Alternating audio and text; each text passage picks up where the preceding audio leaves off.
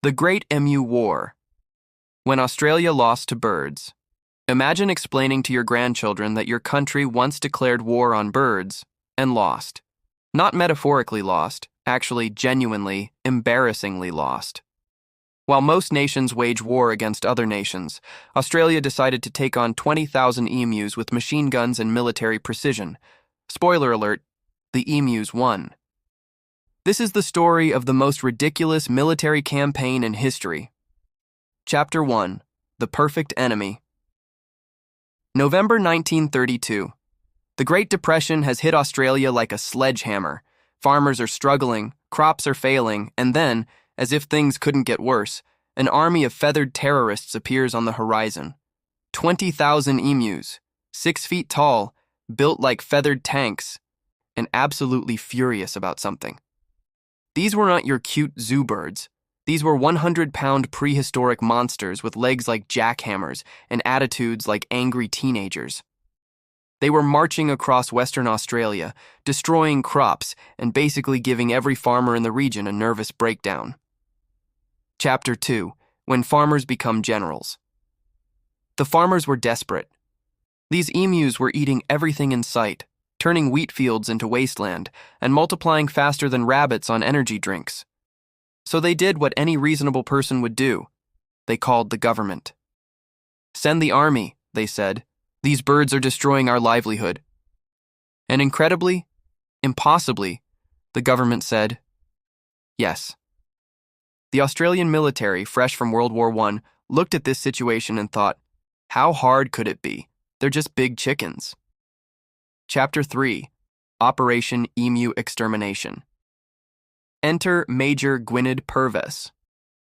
Wyn Aubrey Meredith, a name so fancy it could only belong to someone about to lose a war to birds. He arrived with 2 soldiers, 2 Lewis machine guns, and 10,000 rounds of ammunition. They were confident, prepared, and completely clueless about what they were up against. The plan was simple: drive around in trucks, find emu flocks, open fire, and watch the feathers fly.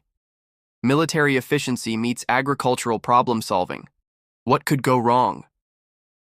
Chapter 4. The First Battle. Reality Hits Hard. November 2nd, 1932. The First Engagement. The soldiers spot a group of about 50 emus. Perfect target. They set up their machine guns, take aim, and the emus scatter like they've been planning this their whole lives. These birds didn't just run, they employed guerrilla tactics. They split into small groups, zigzagged unpredictably, and used the terrain like seasoned veterans. After burning through hundreds of rounds, the official kill count, about a dozen emus. The birds had just taught the Australian military their first lesson in asymmetric warfare. Chapter 5. The emus fight back. But wait, it gets worse.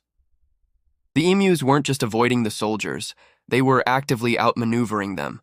These birds seemed to understand military strategy better than the humans hunting them. They started moving at dawn and dusk when visibility was poor.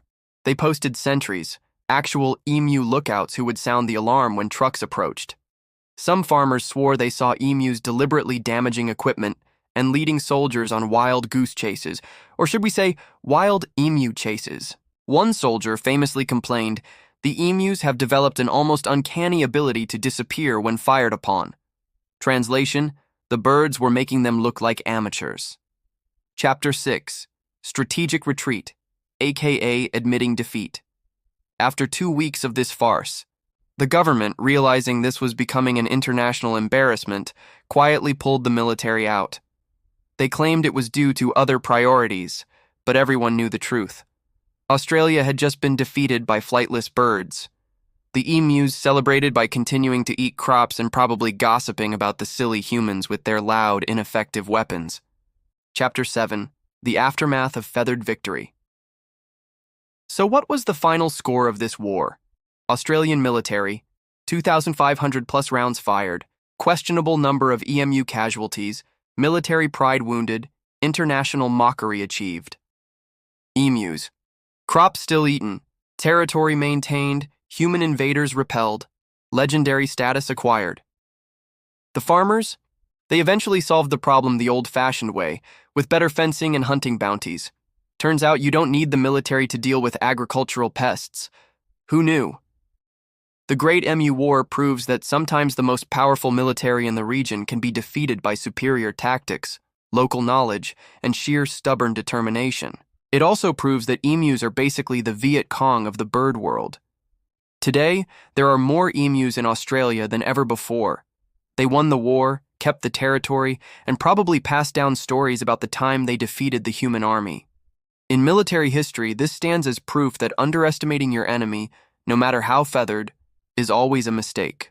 And somewhere in the Australian outback, there's probably an emu wearing an imaginary military medal, telling war stories to its grandchicks.